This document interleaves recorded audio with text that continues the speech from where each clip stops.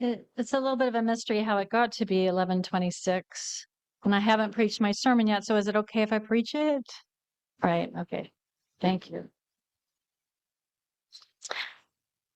The year my daughter was a sophomore in college, something very mysterious happened. One morning, out of the blue, I suddenly felt as if something might not be right with her. So I called, and she answered the phone a little breathless and said she was in a restaurant and she had just fainted. In fact, she was on the floor. She was waiting for the ambulance that had been called by the restaurant staff. It turned out that she had a case of mononucleosis, which I found out after I arrived on campus 2 hours later, because of course I dropped the phone and immediately jumped in my car. We we wondered together later, could I have received some sort of message from her? It's a mystery.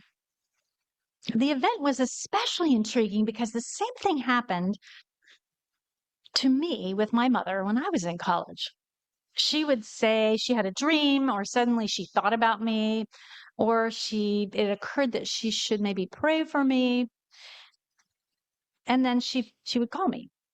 And more than once, it turned out that I had been stressed out or upset at the time. On one occasion, the most striking one, I had been running in Strawberry Canyon. I was a runner in college, and I was on an isolated trail up above the UC Berkeley campus. And at some point, I heard a noise behind me, and I looked over my shoulder, and there was this man in street clothes running up behind me. And he did not look like a student, nor did he look like he was accustomed to being out for a run.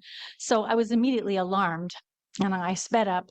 But suddenly, from a side trail, I kid you not, this big black dog came and started to run next to me. And he barked at the dog, and the man actually kicked at the dog, but he kept barking, but the dog did not leave my side. And after a few hundred yards, the dude just turned around and went back. The dog stayed with me for another mile and a half until I reached the top of the trail, which was the Lawrence Berkeley lab, where I could get on to the shuttle back down to campus. At that point, the dog just turned around and ran off. I was really convinced that that dog had protected me from something really bad. So my mother called me when I got home. I did not call her. She called me. She had this sense earlier in the day that something was wrong, and she had been praying for me because she was a devout Christian. She saw the of God in what had happened. She said it was an angel that protected you. I saw a mystery. The reason I saw a mystery and not God was that I was studying molecular biology at the time. And of course, I was about 20 years old and I knew everything. But I had to admit, I did not understand what had happened. And I didn't understand the nature of the connection I seemed to have with my mother. I mean, all of that certainly could have been coincidental, but I didn't believe it. Something more seemed to be going on, but it was just a complete mystery. But we all encounter mysteries in our lives for good or ill. Why are some of us born into stable homes, blessed with good fortune and health, while others are born into much more difficult situations? How did we come to be? And do we each have a specific purpose? What's the true nature of matter and what lies beyond the stars? And why can't I eat just one potato chip? And is it really necessary to find meaning in every mystery? Can't we just enjoy some awe and wonder? I can't speak for all of you, but it is in my nature to want to understand the things that I experience. This impulse motivated me to study biology and then biochemistry, because from an early age, I found so much to wonder at in the natural world. As a student, I distinctly remember getting blissed out after learning about the Krebs cycle, which describes how each of our cells is like its own little energy generator. It's so cool. It's really elegant, really simple. And knowing how the Krebs cycle works has enabled researchers to treat some fairly nasty metabolic disorders. So unraveling a mystery can be a good thing to do, as the information can be used for good. In the medical sciences, understanding things can translate to less suffering. The act of seeking to understand mysterious things hasn't always been an accepted practice. Individuals seeking to explain mysteries in medieval times often did so at their peril. The Catholic Church had ready explanations for things that were mysterious. They were most certainly acts of God. Church doctrine specified that illness, tragedy, and suffering were deservedly visited upon us. God was also invoked as the author of such mysteries as movement of the sun, the moon, and the stars. Questioning these mysteries, proposing alternative ideas, or even just wondering about them could be life-threatening if the wrong people heard you. Just ask Nicholas Copernicus or Galileo. Now, I don't mean to elevate scientific thinking over religious thinking, because scientists have also stood in the way of attempts to unravel mysteries and have persecuted those who disagreed. We continuously fall into the trap of believing that we know something because it's widely accepted at the time. In the past, in sophisticated societies, so-called scientists trace illness to imbalanced humors or impediments in the flow of qi, and still do. As late as the mid-1800s, European scientists were focusing on invisible airborne miasmas as the source of diseases like cholera. If you had proposed to them in 1800 that many of the most virulent diseases were caused by tiny, invisible living creatures, bacteria, or even smaller non-living alien-like beings, viruses, you had been judged completely nuts. I have no doubt that in 200 years, somebody will be referring to me and my ilk as a so-called scientist, just so you know. American philosopher Thomas Nagel wrote in his 2012 book, Mind and Cosmos, intellectual humility requires that we resist the temptation to assume that the tools of the kind we have now are in principle sufficient to understand the universe as a whole. The world is an astonishing place, and the idea that we have in our possession the basic tools needed to understand it is no more credible today than it was in Aristotle's day. His words reminded me of a Houston Smith quote: "The larger the island of knowledge, the longer the shoreline of wonder." The longer the shoreline of wonder.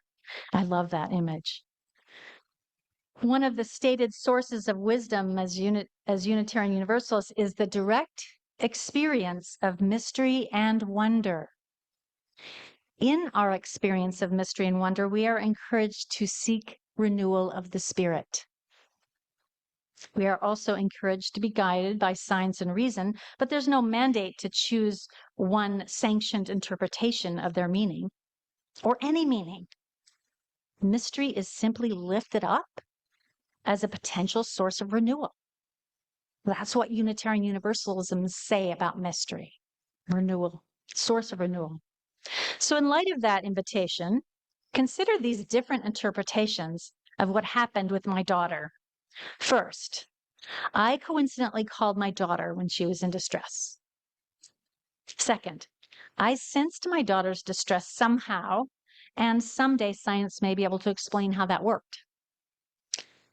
Both of those explanations seem valid to me, but frankly, neither feels right or satisfying. But what if I said this? My daughter and I are bound together with a love so strong that when she is distressed, I feel it. This interpretation isn't scientifically provable. Love can't be described with the tools we have, and I'm sure my interpretation wouldn't resonate with all of you. But this interpretation feels renewing to me because it offers the gift of a possibility. And that possibility is that our interconnection as human beings is so strong that it sometimes becomes tangible, enabling me to feel her distress. That framing offers so much meaning to me because it reminds me that of my capacity to feel the pain of another human being, that capacity is how I find compassion. Compassion, a gift we are called to use in the world as Unitarian Universalists. Because it renews my spirit, that is the meaning that I choose. We each have the power to choose what a mystery means to us. I choose to see my experiences with my daughter as and my mother as an affirmation and power of our interconnectedness. You might see something different. It may feel renewing to your spirit to simply enjoy the feeling of awe and wonder that mysteries offer. Awe is a source of great joy for some, and it offers a very useful perspective about our place in the universe. How can you worry about your little problems when looking down into the depths of the Grand Canyon or up at the face of Half Dome in the moonlight? Even the mystery of death can be renewing. I was blessed to be with my mother as she drew her last breath, and in that moment, I was surprised to find great comfort. It was such a peaceful process for her, and I experienced a profound sense of gratitude and belonging. I no longer fear the mystery of death the way I used to. I know that my body will know how to let go when the time comes, just as hers did. I watched it happen. And in the meantime, I will not live in fear of that, but carry her memory, as my daughter will carry mine after I'm gone, and my son. This is a perfect time of year to think about mystery in the midst of the winter holidays. The descendants of the ancient Jews and Christians, who are our religious ancestors, celebrate holidays this month, and both Hanukkah and Christmas have at their center mysteries that offer renewal of the spirit. For Jewish people, the mystery of the oil lamp in the temple that remained lit for 8 days without being replenished was a sign of the presence and faithfulness of their God. Some Unitarian Universalists who are also Jewish believe in the Hebrew God, and some do not. But regardless, they find a message of renewal in the mystery of the lamp that burned for 8 days and the power of hope when everything else is gone. When it comes to the Christmas story and the birth of Jesus, there are so many mysteries. How Mary came to be pregnant in the first place, how a star could appear and point the way to Bethlehem, and how his ultimate death transformed Jesus into a savior. For Christians, these mysteries are the work of a loving God. Sometime around midnight on Christmas Eve, they celebrate that moment when love incarnate was born on earth. A love so powerful that it wiped away all sin, giving every soul a chance to be reborn and live eternally with God. I was a Christian before I was a Unitarian Universalist. And for me, Christmas was all about celebrating the birth of that magical baby who brought a radical message of love and justice to a harsh world. Most mysterious to me was the idea that he loved others so much and that he was loved so much in return that he could literally transcend his own inevitable death. I was in absolute awe of this. I remember standing outside our church in the frosty silence of the Christmas Eve service and waiting for that stroke of midnight when we would light our candles and sing Silent Night. I remember the cold air, the moon, the beauty of the candles and the music, and that breathless waiting for that moment when the light of divine love would arrive on earth. And when the clock struck midnight, I could feel that spark of hope being born in me. And although my theology has changed since then, I still experience wonder at Christmas time. The stars are so bright, the lights are beautiful, and the air is filled with excitement and hope. And I also feel the presence of life all around me, sleeping, waiting for the returning light. And my spirit too looks forward to being reborn with the light. And of course, the candy is great. As you celebrate this dark season, however you do, I encourage you to embrace all the mysteries that you encounter. If you choose to find meaning in that mystery, may it be renewing to your spirit. But if instead you would prefer to stand on the shoreline of wonder, may you find peace and joy there. Amen.